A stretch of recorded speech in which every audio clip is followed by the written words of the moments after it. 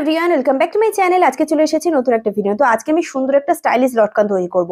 তো তার জন্য এখানে দেখুন আমি 3.5 ইঞ্চি চওড়া বাই 3.5 ইঞ্চি লম্বা একটা পট্টি নিয়েছি। এবারে এই পট্টিটাকে মাঝখান থেকে এরকম ভাবে মুড়িয়ে নিলাম, একটা ভাঁজ হয়ে গেল।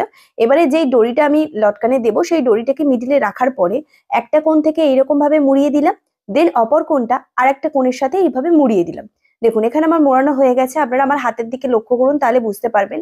এবারে এর ওপর থেকে মেশিন সেলাই করে দিতে হবে। তো এখানে আমি মেশিন সেলাই করে দেব। দেখুন, তো পুরোটা হয়ে গেছে। হয়ে যাওয়ার পরে সুতোটা কেটে নেব, আর এখানে এক্সট্রা যে কাপড়টা আছে এই কাপড়টাকে একটুখানি রেখে বাদ বাকিটা কেটে নেব। তো এখানে দেখুন সম্পূর্ণ কাটার পরে এখানে একটা হাত সেলাই করতে হবে। তার জন্য এখানে আমি সুতো নিয়েছি, নিয়ে এখান থেকে সুন্দরভাবে আমি সেলাই করে দেব। নর্মালি যেরকম কাঁথা সেলাই করে ঠিক সেই রকম ভাবে এরকম আমি সেলাই করে দিলাম। দেওয়ার পরে এই সুতোটাকে এরকম ভাবে টানবো, টানলে দেখুন এখানে একটা ফুলের মতন আকার ধারণ করছে। তো আমি আজকে করছি গোলাপ লটকান। তো এবার পিছনটাকে সুন্দরভাবে এখানে বেঁধে দিতে হবে, মানে ভালো করে মজবুত করে সেলাই করে দিতে হবে যাতে এটা খুলে না যায়। আর অবশ্যই 2-3 বার কিন্তু এখানে গিড্ডি দিয়ে নেবেন। তো এখানে আমি সেম ভাবে দেখুন গিড্ডিটাও দিয়ে নেব মজবুত করে। দেখুন, আর যদি ভিডিও ভালো লেগে যায় অবশ্যই লাইক করবেন, চ্যানেলটিকে সাবস্ক্রাইব করতে একদমই ভুলবেন না। যারা ফেসবুক থেকে দেখছেন অবশ্যই পেজটিকে ফলো করে রাখবেন।